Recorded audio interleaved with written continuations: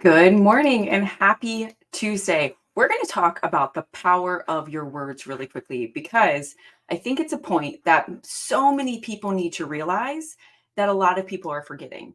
The one thing in all of my research of studying the world class thinkers is that they speak life, they don't speak death. Your thoughts will make or break you. We have heard this over and over and over. Average people hear it and they never do anything about it. But the upper class does it more often than not, but the world class, this is a truth that they live by. Philosopher after philosopher, religion after religion continue to remind us that thoughts and words are powerful. Even neuroscience and psychology echoes this. Yet here we are still speaking death over ourselves. Here we are still subscribing to limiting beliefs. Neuroscience has proven that humans work to create their most dominant thoughts, whether that be an unconscious or conscious thought. And this finding makes sense, seeing most of what we think about in a day is repetitive from the previous day. So we work to create our most dominant thoughts, and we also influence other people's most dominant thoughts, right? Plus, our brain highlights the stimuli we tell it to focus on, strengthening these thoughts. I mean, our perception is something that's not always very, if at all, accurate. So each day, we continue to think about the same thing, right? 95% of our thoughts are the same every single day, and on average, 80% of those thoughts are negative. And rarely do the average individuals shift their thoughts and they stay focusing on it, right? Focusing on the same narration. So we have to consciously decide to do or allow something more powerful than to change our minds and hearts, right? You have to, if you want a better life, you've got to start to change your thoughts. Humans are creatures of habit, but those habits are a byproduct of your mindset. Or really, it's feelings and then it's mindset. And that's a result of your self talk, which is a result of your core beliefs, which is a result of your programming. And here's the scariest thing: there's only a slight difference from animals versus humans, right? Now, obviously, we're still animals, but the difference is so slight, but it holds immense power. And it's a truth that the world class thinkers take advantage of. Unlike the average minded person who is just on autopilot, right? How often are you on autopilot? The world class thinker is intentional with their self talk, challenging themselves to to increase, to heighten their identity to be one that has 99 to 100% positive self-talk. That is a challenge. That is a journey that they have to evoke on. So I want you to check in with yourself. What thoughts are you telling yourself? And how much of your self-talk is in the realm of can't, shouldn't, don't, not possible versus totally possible, can do, believing in yourself. You know, it's interesting. I watched King Richards, which is the film about Serena and Venus Williams' father. And regardless of your thoughts about that movie, the one really powerful truth about their reality, in my opinion, which made them to be such great tennis players, is every single day, starting as little ones, they had so much encouragement and life spoken over them. Their father said, "You're going to be the greatest tennis player ever. Believe in yourself. Believe in yourself." They heard so much positivity, whereas the average individual, by the time they're 18, hear cannot, not possible, shouldn't, don't do that, a minimum of 148,000 times. What you tell yourself matters. So what words, what thoughts are you speaking day in and day out? What's consuming your mental bandwidth? Do you know? Are you paying attention? Is your thinking positive? Is it negative? And if you're not sure about any of this, then let me ask you this: do you like your life? We know that your thoughts create your life. It's going to build it. And the cool thing is if you don't like your life, you actually have more of a choice and more responsibility than you might realize. So understand that part of your potential problem is caused by the thoughts and words you choose to agree with. Remember, we always have a choice. And one thing I want to remind you is not possible and possible both represent the future. Faith and fear, neither one has happened yet.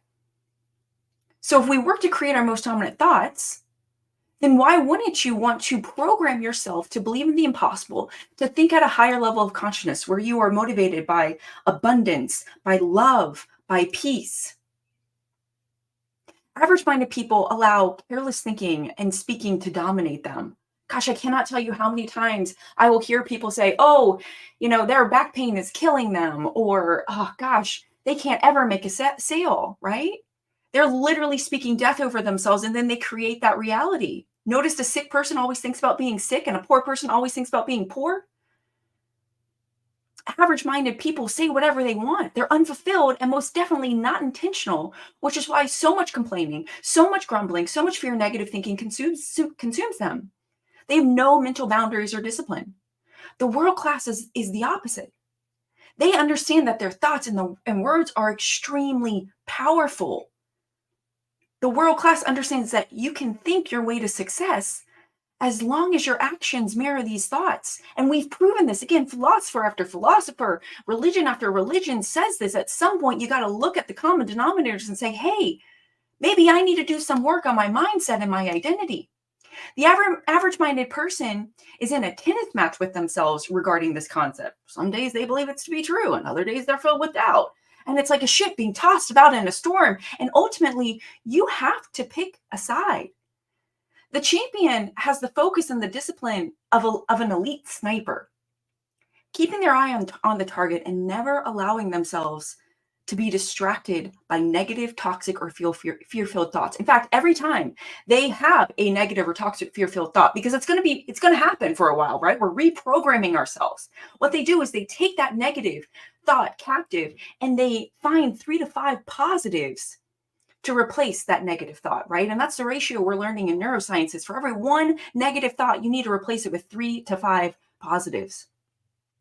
Do you know what world-class thinkers like to do? And what they practice? They only speak what they want to see. I know it sounds like too good to be true, but it's actually something I did to walk out of anorexia and body dysmorphia, and it worked. Since they speak with optimism, hope, and positivity, they end up growing a bountiful harvest. Now, why? Do you know? Because they understand something that the average-minded person doesn't. Thoughts are like seeds. And when you keep repeating that thought, especially verbally, you water that seed. Again, 95% of our thoughts are the same every single day. So you need to start to get ahead of your repetitive narration, break it, and create a new one by reprogramming yourself through intentional thoughts. What do you want your life to be like? Champions see their thoughts and words like seeds and fertilizer. The more they speak a thought, the more they water it into their mental garden, right? They understand that their tongue has the power to bring them life or death, victory or defeat, success or failure. So many average people are stuck in a room that they have a key to. Don't misunderstand. Right? Champions understand they can't control the situation's outcome, right? Like that is something that most of us, 99.9%, really all of us, have no power over. But you know what champions realize that they can control? Their effort. So they work hard at practicing their effort. This is why superior athletes are better than some of the professional athletes with more skill, because the superior athletes work on their mindset and they practice, and most people hate practicing. They speak what they want to see and they focus on where they have control, which is with themselves, controlling their perspective, mindset, and language. The average-minded individual wants to control everything outside of their control, right? They're too busy trying to control their neighbor's lawn when they could control themselves, because anything that upsets you is a mirror to your negative addiction, your poor thinking. But the world class focus on controlling what they can, which is on themselves. So I want you to think about this and share it in the comments if any of this resonates. How would your life change if you only spoke what you wanted to see? Here's a really good question that I'm trying to work on right now, which is, where would you be if 99% of your self-talk was positive, believing in the possible, can do, you got this? If you maintained what I call the coach mindset. Coaches believe in you. I'm a coach. Coaches empower you. Coaches encourage you. How would your life improve if all you spoke were pleasant, loving, and faith-filled words? Fear is the lowest level of thinking. It keeps us in survival. And typically, when we're in fear-filled thoughts, we're thinking about power, security, and sensation. There's never going to be enough security. There's never going to be enough power. Hitler showed us this. There's never going to be enough sensation. This is why addicts keep staying in that loop of addiction. So how would your confidence be if you spoke kindness, compassion, and support over yourself? How would you feel if you made it to the end of the week refraining from speaking about what you hated, what frustrated you, and so forth, but more so said, man, this is awesome. I'm grateful for this opportunity. Because here's the thing, and philosopher after philosopher has said this too, every problem is an opportunity for an upgrade. Every problem has a gift in it. Even the Bible says this. It's extraordinary when you start to change your perspective and go, oh, this problem is really actually a challenge and it's an opportunity for me to upgrade myself. So let me share a personal story, right? I already shared a little bit about this. I struggle with body dysmorphia because of anorexia that I developed around age, I think it was like 14, 15. And in my mid 20s, I was tired of feeling fat. I would say I was fat every second of the day. It's funny, when you look back at the pictures, I was definitely not fat. And when I learned this concept of the power of your thoughts and your words, I said, I'm going to stop saying I'm fat. I asked my boyfriend at the time to catch me saying it so my awareness could grow, because we are not always aware of what we're saying. And this is one way you can start to grow your self-awareness. So I started to catch that thought. And any time I wanted to say I'm fat, instead I would take that thought captive. Instead, I would say, you know what? I love myself. I see myself the way God sees me, because God's important to me. If he's not important to you, that's okay. Other times I say, I'm working towards my dream body, right? I'm doing the steps. I'll get there. When I stopped speaking death over myself, you know what happened? My perspective began to morph. My obsession over my weight decreased. I had more bandwidth. And now, about 10 years or so later, I don't struggle with body dysmorphia because I stopped speaking about what I didn't want to see. Because anytime I looked in the mirror, my body, my brain said, look, you're fat. Look at all the areas. My brain was highlighting what I kept programming it to do. So my relationship with myself improved. Your thinking, your tongue are the rudders of your life. You will create what you constantly think about. And if science has proven this, and if religion has proven this, then don't you think it's true? So I want you right now, with conviction, with self-belief, to make the decision right now to pick one thing you constantly complain about and stop it by reframing it into a positive, and then also not saying it. Faith and fear are equal in substance. You've got to let go of fear, and you've got to upgrade your identity to believing in the impossible. And when you are tempted to say what you want to discontinue saying, change your focus. It's called functional distraction in psychology. Distract yourself. Focus on something else. You can do this, right? You can totally do this, because here's the coolest part. You've already been going down a negative path, and you've been doing that brilliantly. And it's the same fundamentals to go down a positive. The hardest thing is that we are changing, and we are going to slowly recalibrate little by little. Focus on something else. In fact, take some time and identify, what do you want your life to look like? What do you want to believe about yourself? Write that list down and say it over and over and over. You can do this.